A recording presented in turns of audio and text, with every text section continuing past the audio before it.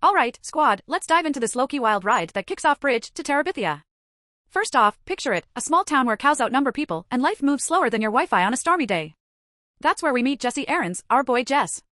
He's your classic middle school dude, grinding hard on the farm every day and dreaming of being the fastest runner at school.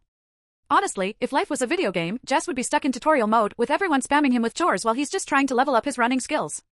He's been training all summer, sprinting past fields and cows, hoping he'll leave those slowpoke kids at school eating his dust. Spoiler alert, not everything goes as planned. Jess's family? Oh, boy. His dad is overworked and underpaid, spending all his energy at a city job while coming home grumpy. His mom is always in mom boss mode, wrangling Jess's four sisters, 2 older drama queens and 2 younger whirlwinds who are equal parts adorable and chaos incarnate. The fam doesn't exactly vibe with Jess's artistic side, especially his sketching. To them, drawing is about as useful as trying to beat a Dark Souls boss with no armor. But for Jess? His drawings are like his secret power-up, something that makes him feel alive in this drab, cornfield-surrounded world. Now, school starts, and this is where the real drama kicks in. Jess's homeroom is buzzing about the big recess race, where he plans to flex all that summer practice. But plot twist! In walks Leslie Burke, the new kid. Leslie's vibe is pure main character energy. She rocks some laid-back overalls like she just walked off the set of a retro indie film, and she's got this confident, it-gaff attitude. Everyone's side-eyeing her because she doesn't fit the typical small-town mold, but Leslie couldn't care less. She's like, I'm not here to impress you. She even casually drops that her family didn't have a TV, which hits like an NPC in a game dropping random lore. When the big race day comes, Jess is ready to flex, but boom, Leslie decides to join. The boys? They're all like, a girl? In our race? Cue dramatic anime-style gasps. Jess is annoyed, thinking Leslie's about to mess up his shot at glory. But then, plot twist part 2, Leslie absolutely dusts everyone, including Jess. She's zooming like Sonic while the rest of the boys look like they're stuck in lag. Jess is stunned, and not in the wow, she's amazing way, but more like, did I just get my butt handed to me by the new kid? Leslie, of course, handles her victory with chill vibes and a big smile, leaving everyone else salty.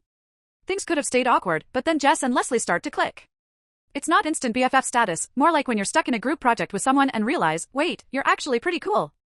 They both have this outsider energy. Jess feels like a weirdo for loving art in a place where creativity is rarer than shiny Pokemon, and Leslie's the oddball for just existing as her quirky, fearless self. Together, they create this unspoken pact, let's be weirdos together. And here's where things level up. One day after school, Jess and Leslie venture into the woods near their homes.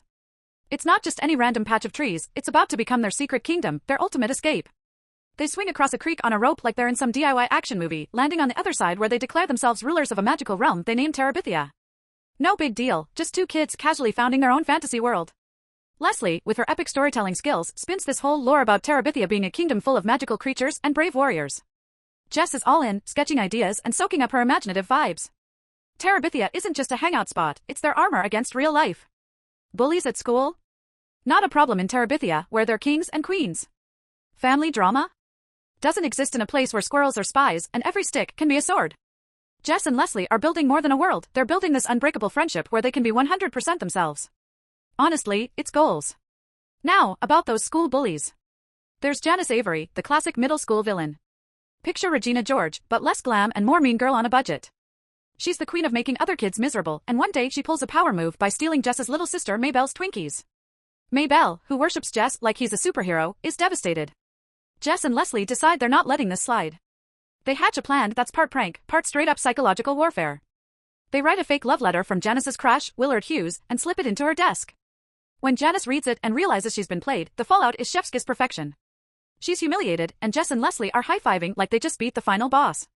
Meanwhile, back in Jess's non-Terabithian life, things are still rough. He's juggling farm chores, art dreams, and a dad who seems to think feelings is a banned word. But Leslie? She's his ride or die. She encourages him to keep sketching, to see his talent as a gift instead of something to hide. And Jess, in turn, finds himself opening up to her in a way he never has with anyone else. She's like this colorful NPC who shows up in your grayscale game and suddenly everything's in Technicolor. One of the most wholesome things about their friendship is how much Leslie respects Jess's world, even when it's totally different from hers. Like, she gets that his family doesn't have the money or chill vibes her parents do. Leslie's folks are these artsy, intellectual types who move to the countryside to reconnect with life, which sounds cool but also kind of like the setup for a Hallmark movie. Jess's family is more about survival, not self-expression, so the contrast is real. But Leslie never judges him for it, and Jess, despite his initial awkwardness, starts to see her world as this wild, inspiring place he wants to explore. By the end of Chapter 4, you can feel that Jess and Leslie's bond is solid. They've got Terabithia as their sanctuary, a place where they rule as heroes and leave all the small-town nonsense behind. It's not just about escaping, it's about creating something beautiful out of nothing. Together, they're unstoppable, like two players in co-op mode who've mastered each other's strengths. And that's where we're at, 2 kids, 1 kingdom, and a friendship that's pure magic. It's like the start of an epic quest, where you know big things are coming, but for now, you're just vibing with the characters, laughing at their antics, and rooting for them to win at life. If this was an anime, this would be the part where the opening theme song plays, and you're hyped for what's next. Stay tuned, it's about to get real. Okay, buckle up squad, because chapters 5 through 8 of Bridge to Terabithia are where the plot thickens, the feels hit harder, and the vibes get even more epic. Let's break it down in full zoomer style with all the heart and humor you need. So, it's the middle of the school year, and Jess and Leslie's friendship is thriving like a rare plant in Minecraft. These two have created a whole kingdom, Terabithia, that's popping off with lore, legends, and creatures straight out of Leslie's mind. Jess is vibing with her creative energy and even finds himself thinking, dang, she's cooler than I thought. But life outside of Terabithia? Yeah, that's still a mess, especially with the usual school bullies, chores, and awkward family dynamics keeping Jess on his toes. One day at school, Leslie casually flexes her I'm not like other girls energy during a conversation about Christmas. While everyone else is hyped for presents and decorations, she drops, my family doesn't do Christmas gifts. We're more about making it meaningful. The whole class stares at her like she just announced she's an alien. Jess, on the other hand, secretly admires how fearless she is about being different. Leslie makes her own rules, and Jess is kind of in awe of it. Speaking of awe, Jess's crush on his music teacher, Miss Edmonds, is still going strong. She's got this cool hippie vibe, like someone who'd drop random but deep life advice in a Stardew Valley cutscene. She's the only adult who really sees Jess's artistic potential, and every time she compliments him, his brain practically goes into achievement unlocked mode.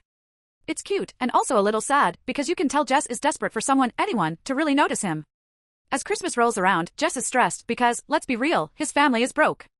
He barely has enough money to get his little sister Maybelle a decent gift, let alone something for Leslie. But Leslie? She's operating on a totally different wavelength. For Jess, she makes him a gift that's straight out of a Lord of the Rings prop closet, a beautifully handcrafted set of paints and paper. Like, she knows exactly what his creative soul needs. Jess is shook. This gift isn't just thoughtful, it's like Leslie telling him, I see you. In return, Jess gives Leslie a dog, yes, a whole dog, named Prince Terrian, or PT for short. PT instantly becomes the loyal guardian of Terabithia, and honestly? He's the MVP. Winter hits hard, and the vibes at school are icier than the weather. Janice Avery, the school bully, has been extra moody lately, which everyone chalks up to her just being, well, Janice. But things take a turn when Leslie finds her crying in the bathroom. And yeah, I know, Janice crying sounds as likely as a creeper giving you free diamonds in Minecraft, but it happens. Turns out, Janice's home life is rough, like, way rougher than anyone imagined. Leslie tells Jess about it, and for once, he sees Janice as more than just the villain of their story. It's a reminder that everyone's got hidden layers, even if they're wrapped in bully vibes. Around this time, Jess and Leslie decide to add another chapter to Terabithian lore. Inspired by their new understanding of Janice's struggles, they start creating more stories about the kingdom, stories that involve courage, kindness, and standing up to dark forces. It's like they're leveling up their empathy stats IRL by adding depth to their fantasy world. But let's not forget the hardcore vibes of Terabithia itself. It's not just their escape, it's their power-up zone, their co-op game where they're unbeatable. They swing into the kingdom on the rope like they're starring in their own DIY action movie, and every time they cross that creek, it's like entering a save point in a game. They roleplay battles, create strategies to defend their land, and build a bond that feels unshakable. It's pure magic. Then comes Easter. For Jess, this means one thing, church. He's dreading it because his family treats church like a mandatory quest, and he knows Leslie's going to see through all the pomp and ceremony. Still, he invites her along, and Leslie, being the curious soul she is, agrees. At church, Leslie is her usual unfiltered self, asking questions about the Bible that make Jess's little sister Maybelle gasp in horror. To Leslie, the Bible is fascinating in a this could be a fantasy novel kind of way. Jess is a mix of embarrassed and impressed, like, how does she always manage to be so real? It's a moment that deepens their friendship even more, as Jess realizes Leslie isn't just creative, she's fearless about exploring new ideas, even ones that scare him. But not everything is chill in Jess's world. His relationship with his dad is still rocky. Jess's dad is old-school tough, the kind of guy who thinks showing emotion is a sign of weakness. Jess tries to connect, but it's like trying to beat a boss fight with no health potions. Every time he makes progress, there's another wall. Leslie's family, on the other hand, is all about open communication and creativity. It's a vibe Jess both envies and struggles to understand. Still, Leslie never makes him feel less than, which is one of the reasons their friendship is so clutch. As we wrap up Chapter 8, the energy between Jess and Leslie is next level. They're not just two kids hanging out, they're creating a world, rewriting the rules, and finding strength in each other. Terabithia is more than a kingdom, it's a symbol of their connection, their courage, and their refusal to be boxed in by the expectations of the real world. So yeah, Jess and Leslie? They're absolute legends in the making. But you can feel the story building up to something bigger, something that's going to test them in ways they don't even see coming. For now, though, they're living their best lives, swinging into Terabithia like anime heroes, ready to take on whatever comes next. Stay tuned, it's about to get intense. Alright, fam, buckle up because chapters 9 through 13 of Bridge to Terabithia are where the feels go nuclear. We're talking grab a tissue and prepare your soul levels of intense. Let me break it down for you, Zoomer style, because this part of the story is straight up heart-wrenching with a side of what just happened. So, it's spring now, and Jess and Leslie are still ruling Terabithia like the ultimate power duo. They've got their kingdom on lock, imagining all kinds of epic adventures and battles against imaginary foes. Jess is fully in his creative bag, sketching ideas inspired by Leslie's stories, while she's out here being her usual queen self, coming up with new challenges for their kingdom. It's wholesome and pure, like the perfect co-op game where everything just clicks. But then it starts raining, a lot. Like Legend of Zelda, Breath of the Wild rain, where it feels endless and makes every little thing harder. The creek they swing across to get to Terabithia is swelling like crazy, and Jess starts getting nervous. He's low-key scared to cross, but he doesn't want to look like a total noob in front of Leslie. Leslie, of course, is chill about it. She's like, we're rulers of Terabithia. A little water isn't going to stop us. Jess, not wanting to seem like he's backing out of the game, goes along with it. Now here's where the mood shifts big time. One day, Jess wakes up to the best surprise ever. Miss Edmonds, his artsy, hippie crush, calls and invites him to go to Washington, D.C. to check out the National Gallery of Art. This is a once-in-a-lifetime side quest, and Jess is hyped. His family, surprisingly, gives him the green light, and for the first time in forever, Jess feels like he's doing something cool and grown up. He doesn't tell Leslie about it, though, which feels a little weird, but he figures it's not a big deal. Jess spends the day in the city with Miss Edmonds, and honestly, it's magical. It's like someone dropped him into a totally different map with vibrant colors, fancy art, and people who actually get his creative side. For a few hours, he feels like he's in another world, away from all the small-town drama and family stress. It's pure dopamine, and Jess is living for it. But when he gets home, everything crashes. His family is acting super weird, like, end-of-the-world weird. His little sister Maybelle is crying, and his mom looks like she's been hit by a truck. That's when they tell him the news, Leslie's dead. She tried to cross the creek alone while Jess was in D.C., and the rope broke. She drowned. And just like that, Jess's whole world falls apart. The first reaction? Straight up denial. Jess is like, no way this is real. Leslie's too strong, too alive for something like this to happen. It's like when your favorite character in an anime dies and you're waiting for the plot twist where they miraculously come back, but it doesn't happen. Jess can't process it. He keeps thinking, if I'd been there, I could have saved her. The guilt hits like a ton of bricks, and it's brutal. The next few days are a blur. Jess's dad tries to comfort him, which is rare because, let's be honest, his dad isn't exactly the warm and fuzzy type. But even his dad realizes this is different. Jess goes through all the stages of grief, sometimes all at once. He's angry, sad, confused, and just plain broken. He even lashes out at Maybelle, which he immediately regrets. It's like his whole system is glitching, and he doesn't know how to reboot. Eventually, Jess gets the courage to visit the creek. It's eerie without Leslie there, like a game where one of the main characters is suddenly gone. He stares at the water, the broken rope, the empty space where Terabithia used to feel so alive. It's devastating, but it's also a turning point. Jess realizes that while Leslie's gone, Terabithia doesn't have to be. The kingdom they built together can still exist, not as an escape, but as a tribute to her. In the days that follow, Jess starts rebuilding. He takes a plank of wood and creates a bridge over the creek, making it safer to cross. It's symbolic, of course, he's literally and emotionally building a way to move forward. And here's the real kicker, he decides to share Terabithia with Maybelle. At first, she's hesitant, like, are you sure I'm allowed in? But Jess insists. He's passing the torch, turning his grief into something meaningful. It's a moment of pure growth, like leveling up in a game after the hardest boss fight ever. By the end, Jess isn't the same kid he was at the start. Leslie's death changes him, no doubt, but it also teaches him how to hold on to the good parts of what they shared.